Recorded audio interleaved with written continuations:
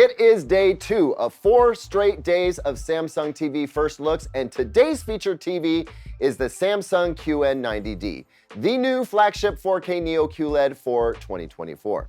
What's it got in store? More than I expected.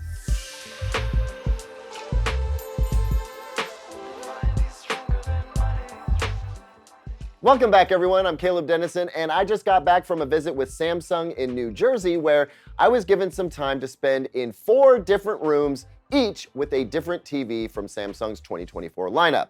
Now, as these kinds of visits tend to go, I got a limited amount of time to spend with each TV, so it's not as if I could perform a full review. But since there were so many products at Samsung's first look event during CES, we didn't get to dive into any of the TVs deeply. So while review samples will be on their way very shortly, this is the perfect time to learn more about what's coming from Samsung. Pre-orders on these TVs are open now, by the way, and we've got links to those along with a free 65-inch TV deal that I'll tell you about later. All of that's gonna be down below. But first, let's get into this QN90D.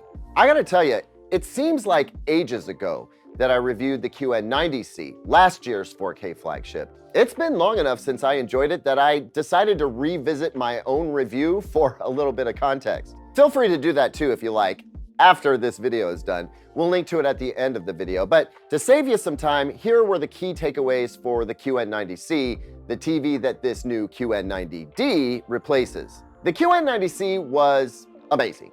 Very much the 4K flagship QLED that you would expect from Samsung. I had only 3 fairly minor complaints.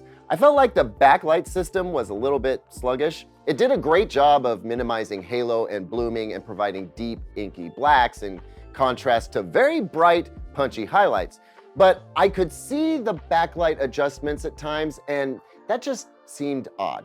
I also found Tizen a bit frustrating to deal with. And while its upscaling and image processing was better than less expensive competition from TCL and Hisense, I felt like it didn't quite stack up to Sony's processing.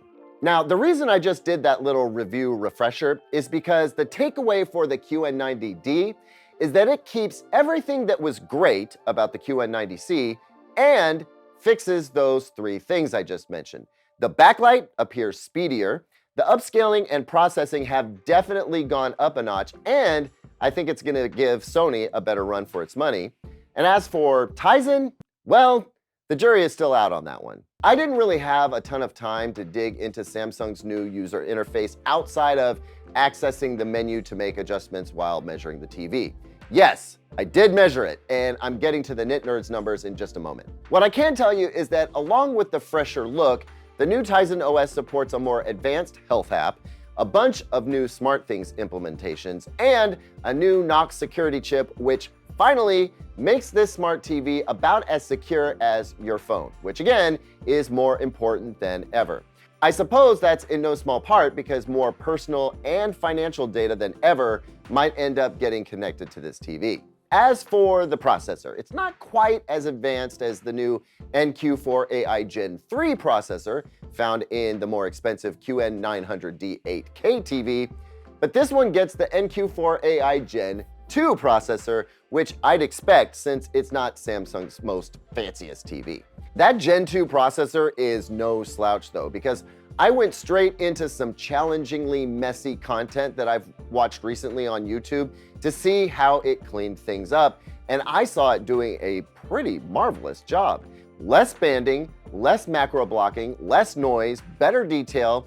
Now, I'll stop short of making a comparison to Sony's processing, but I will say Samsung is giving Sony a real run for its money this year. Unlike the QN90D, which punches up to 240 Hz, the QN90D here can do gaming up to 144 Hz with variable refresh rate. It's still got 4 HDMI 2.1 inputs, it's got an ATSC 3.0 tuner, and Samsung's latest gen game bar. Also, it's available in a massive range of sizes from 43 inches all the way up to 98 inches.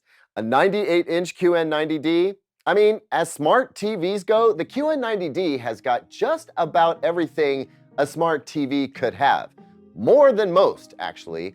It's just missing Apple HomeKit, it does SmartThings instead, and Dolby Vision, which is a holdout position Samsung seems quite comfortable with. Now, as promised, I did measure the TV and I'm excited to share the results with you.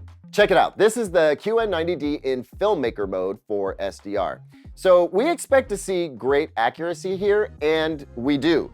The only trick was the filmmaker mode picture preset defaults to warm 2 for the color temperature, and the measurements I got using that setting were not nearly as accurate as what I got when I switched it over to the warm 1 setting. I don't love that because it's in warm 2 by default when you take it out of the box, but I mean, 2 or 3 extra clicks for results like these, I'll allow it. In its tamest SDR mode, the TV put out about 300 nits peak for SDR, but it can easily get way brighter than that, as I'll soon show you. The grayscale was excellent, and so too was the color accuracy. I mean, I don't think there are any errors here over a delta E of 3, which means any deviation is so small it isn't even visible to the human eye. That is outstanding. Well done, Samsung. Moving to HDR, for brightness, the QN90D peaked around 2100 nits for me, and not just at a 10% window, it did it at almost all window sizes approaching full screen, where it put out a blistering 800 nits.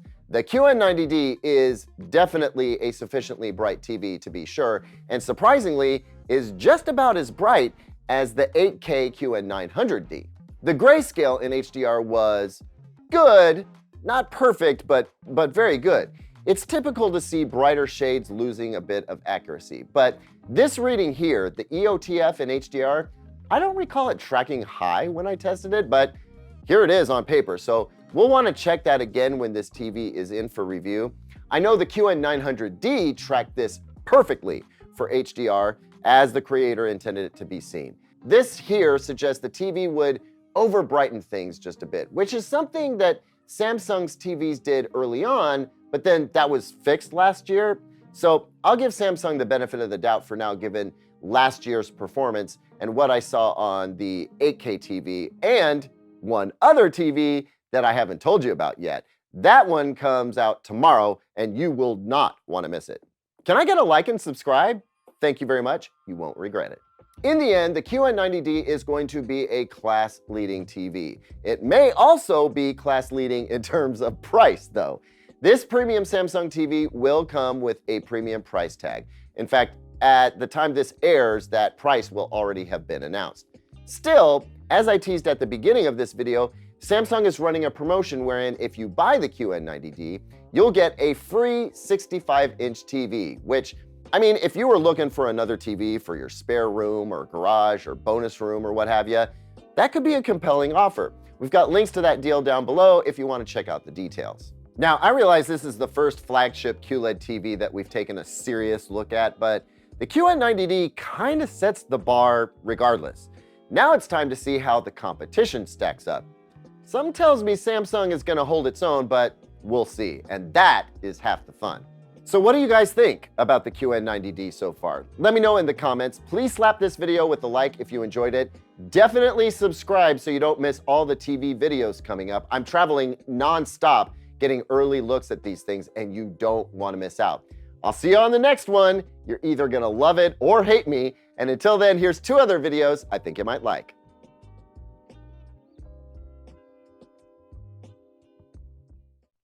I'm just so moved by this TV.